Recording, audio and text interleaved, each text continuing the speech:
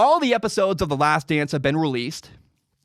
And after watching the series, a lot of people have come out contradicting Michael Jordan.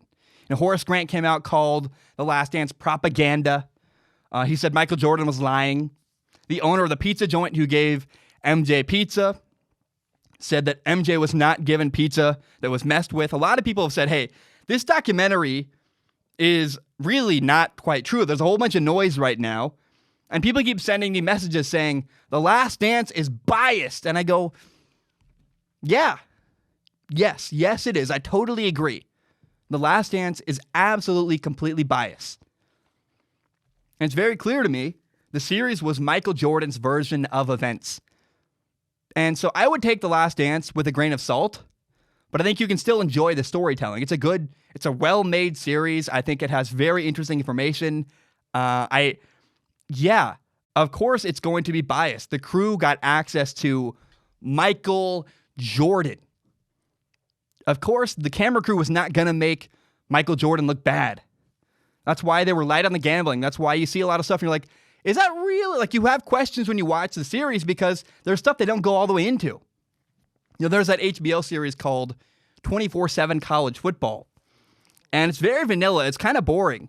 And my problem with that series it's because there's nothing bad or controversial in the series. It's almost like HBO is being very careful, not wanting to make anybody mad, not really wanting to tell the whole story of what they found. Because if you make people look bad, they're not going to ever want to work with you again. And so ESPN, you see this with sports a lot, I guess, really just in the sports world. When a talking head or when a network or whatever is either friends with a player or they have a reason to keep them happy, you often see people with their voices treading lightly. People are very careful. There are some people who talk about Aaron Rodgers very carefully because they're friends with him and they don't want to make him mad. I really think it's interesting. Here's what's sad to me, though. Beyond all that, Michael Jordan, even though this was his story, what's interesting is he was still afraid of looking bad. And he gave that quote where he thought that The Last Dance was going to make him look like the bad guy. And he said that after watching the series. This was not Michael Jordan's, quote before getting filmed. He said after getting filmed, after watching the series himself, he said, I don't know, I think I'm going to look bad. And what tells me is that I think Michael Jordan is kind of haunted by his brokenness. And that's really, really sad because for MJ, having flaws, in his opinion, isn't okay. I mean, there was literally a marketing campaign that said, we want to be like Mike. That's a real thing. Michael Jordan isn't actually a person. Michael Jordan is this unrealistic idea where, it's sad and twisted because the guy with the name Michael Jordan, I think, is somewhat of an inauthentic brand. And that's actually not helpful for him or for anybody else, where he can't own, I am not perfect. I'm this larger than life figure, but even Michael Jordan is not perfect. He has flaws. And I believe the world really needs a role model that can own their mistakes and own their brokenness. And the fact that, The Last Dance doesn't really make Michael Jordan sound like a bad guy. They just mention his gambling. And even that being mentioned, they mention issues with teammates, even just being mentioned. Michael Jordan doesn't feel comfortable having it said out loud, even if they don't go into it very deep, even if they don't really call him a bad guy. And that's not really a healthy place or a healthy way to live your life. Avoiding criticism, avoiding your flaws is not healthy. That's not good. And so I look at a guy like Ryan Leaf, is a former Washington State quarterback, went to the Chargers, number 2 overall in the NFL draft, was a total and complete bust in the NFL. He's had all kinds of drug issues. He failed in the NFL. There are awful, shameful, embarrassing stories. Like, he broke into a house in Montana to steal whatever he could to get money for drugs. Literally, you're like, oh my gosh. The stuff you hear about Ryan Leaf is horrible. But now he's on TV. He works for ESPN, and he got his life together.